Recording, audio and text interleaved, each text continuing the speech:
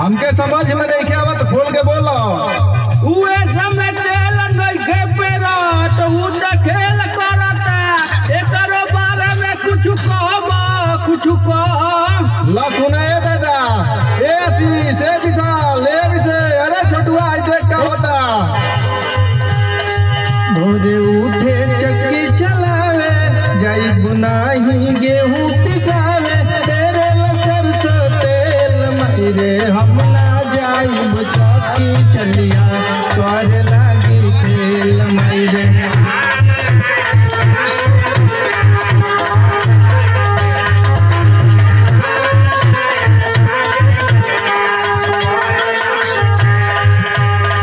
भोरे उठे चक्की चलावे, जाई बुनाही गेहूं पिसावे, तेरे सरसों तेल मायरे हम ना जाई चक्की चलिया, तोरे लागी तेल मायरे।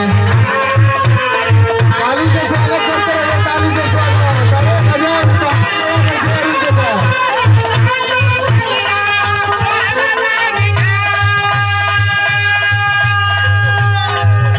अरे प्रधानो जी से कुछ कहबा कि नहीं? अरे ये प्रधान जी है, चलिए का चाल खराब हो गई बा, कुछ करी बारे में सोची। ले लेना पिसाई हमसे जोहती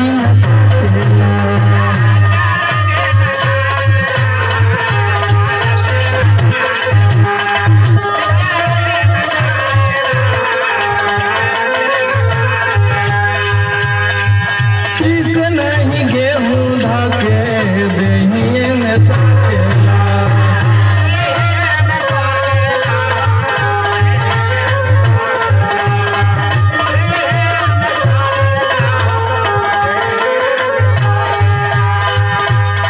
अरे चुमू खटी करो ना है भैया।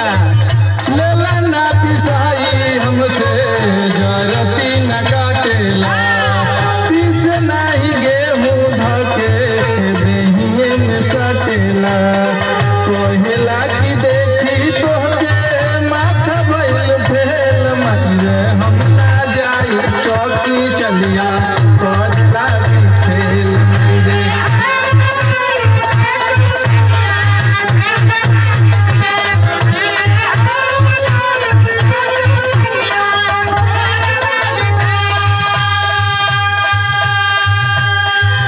अरे बागी जी, परशुराम भैया संग संग मुर्गा भौरी घाट उसे कह कि समझ आवे। ठीक बा दादा, ठीक बा, प्रयास करो तनी। जो के नहीं आटा काटा हमके निहारला।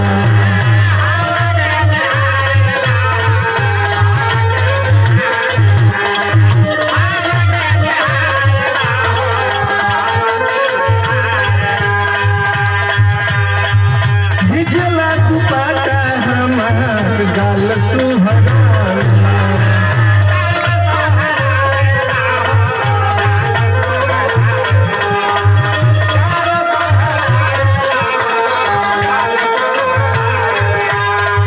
जो के नहीं हटा काटा हमके निहारेला, भिजला दुपट्टा हमार गाल सुहरावेला।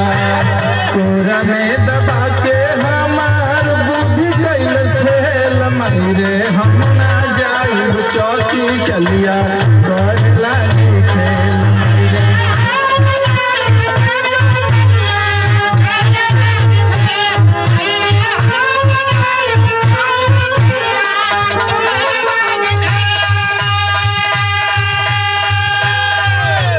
अरे बागी जी, गांव के लोगन से कुछ कहला कि नहीं? अरे ये दादा, ऐसे तो पूरा गाँव में परेशान बका तो है के बा।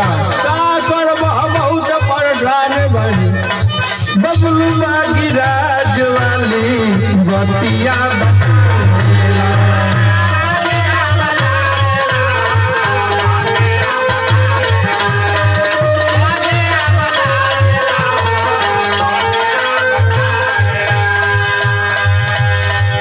जय है जानी चौकी भास्कर बड़ा समझावेला।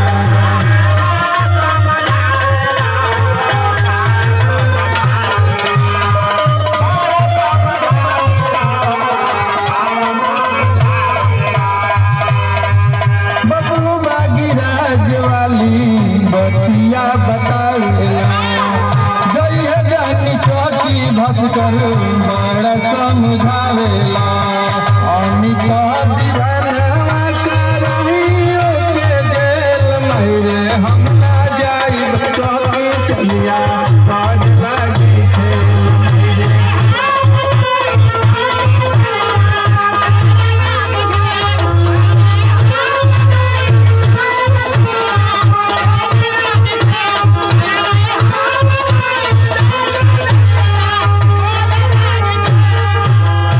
बहुत अच्छा तालियों से स्वागत करते रहिए बच्चों का।